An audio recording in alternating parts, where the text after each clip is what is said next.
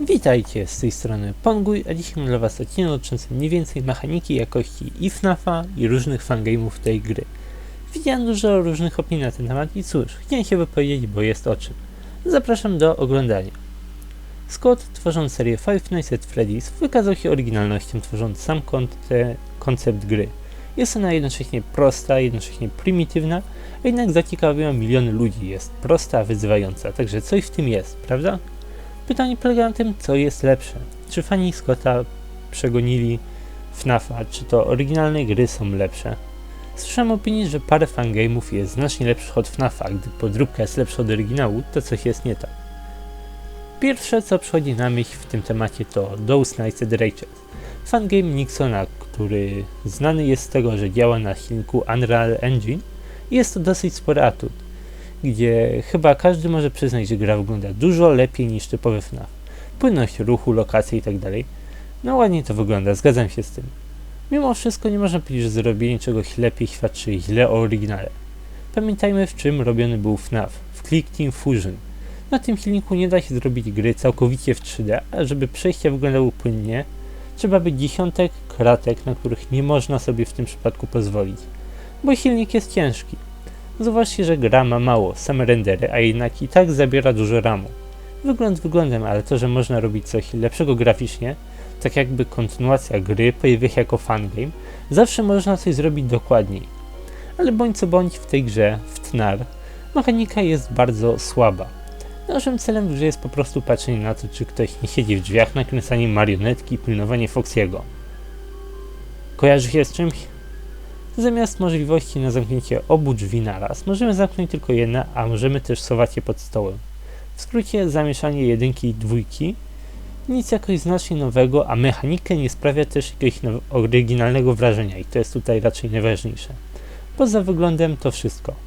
Za to cel patrzenie się tutaj w kamery też nie powala. We FNAF 1 przynajmniej wiadomo, co się dzieje, gdzie wszyscy są. W fangame'ach zwykle są z tym problemy. Też inaczej jest z Five Nights at Candy's. Ogólnie rozbawiło mnie to, jak ktoś powiedział, że FNAF 1 jest lepszy od FNAF 1. Szczerze, to obie gry praktycznie są identyczne. Różnice między FNAF-em a FNAF-em są na dobrą sprawę dwie. Po pierwsze, brak świateł w drzwiach, który wymusza więcej patrzenia w kamerę, ale nieznacznie więcej, w końcu większość animatroników świeci oczami. Po drugie, Blank, który jest tutaj Foxym, wchodzi oknem, czyli ma swoje osobiste drzwi do nas. Poza tymi dwoma aspektami gry są praktycznie identyczne i nawet jeżeli te fragmenty mogą zostać uznane za lepsze niż w oryginale, nie daje to wystarczająco tej grze. Ale FNAF powstał po to, żeby był podróbką FNAF-a. Emil nie znał się na programowaniu, a większość kodu przepisał na nowo z oryginalnego FNAF-a. Nie przekopiował, ale wzorował się na tym, żeby poznać działanie silnika.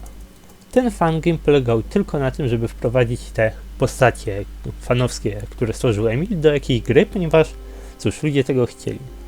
Jeśli mówimy o FNAF 2, tutaj już jest trochę lepiej. Bo tak, chociaż mechanika też nie wydaje się oryginalna, mamy mechanikę wysłania dźwięków przyciągających animatroniki, przed sobą widzimy pomieszczenie, długi korytarz podobny do FNAF 2, Pingwin też robi za Phantom Balloon Boya, to gra stwarza zupełnie nowe wrażenie. Animatroniki są zawsze o krok od tego, żeby do ciebie dostrzec, a ty musisz kontrolować, co się dzieje i wołać do siebie animatroniki na bardzo małym obszarze. Nawet chodzenie po wentylacjach sprawia zupełnie coś nowego. Odpędzanie Chestera lub Kata, którzy próbują się tam wygrzebać i hałasują strasznie. Jest to świetny motyw. Grałem sam, robiłem gameplay z tej gry i przyszedłem dosłownie wszystkie noce i dobrze wiem, jak gra wygląda. Najlepsze jest w niej to, że różne noce wymagają innego spojrzenia na nie, trochę innej strategii i cóż, bardzo dobrze, tak powinno być. Minusem tej gry jest fakt, że powoli się rozkręca i tylko ostatnie noce są wyzwaniem. Powoli postacie wchodzą, chociaż dla niektórych powinien być to także plus, jeżeli oni sami bardzo powoli wkręcają się w grę. Można by mówić dużo, przykładów dobrych i złych jest jeszcze sporo, ale nie w tym rzecz. Wiele fangame'ów mają swoje mocne strony. Dobrą jakość jak u Rachel's, oryginalną atmosferę jak w Candy's, czy oryginalny pomysł jak na przykład Flamptis. Flamptis też nie jest jakoś bajerancko nowe mechaniki, wszystkie są podobne, ale jednak stwarza to nowe wrażenie, wszystko jest w 2D, postacie są oryginalne. ale jednak jeśli chodzi o mechanikę, niewiele dorównuje oryginalnemu FNAF-owi. Znaczna większość tych gier bazuje na bardzo podobnych aspektach i mechanik jak FNAF-y, podczas gdy każda gra z kota miała praktycznie same oryginalne sposoby. No, FNAF 1 jest po prostu pierwszą grą i pierwszymi mechanikami. Limitowana energia, dwoje drzwi, Foxy. FNAF 2, maska i fakt, że animatroniki wchodzą ci do biura, jednak nie atakują. Foxy zastąpiony marionetką jest to też nowy sposób na tego Foxy'ego, a nie drugi Foxy taki sam. We FNAF 3 jeden animatronik Springtrap, fantomy, system dźwięków, podczas gdy we FNAF 4 nasłuchiwanie i jakiś oryginalny koncept ze specjalną nocą dla specjalnego jednego animatronika. Wszystkie te gry mają jakieś oryginalne elementy, stworzone bezpośrednio przez autora i one działały. Dało się grać, a także było wyzwanie, które też dało się pokonać. Czy oryginalny FNAF ma jakieś słabości? Na pewno, cóż. Można powiedzieć, że cena. Można powiedzieć, że słabsza jakość, nie są one jednak jakieś istotne. FNAF ma też bardzo ważny plus. Fabułę, którą niektórzy starają się pochwycić, stworzyć coś nowego. Także cóż, to jest moje zdanie na temat jako takiej jakości, zalet i wad fangame'ów czy samego FNAF-a.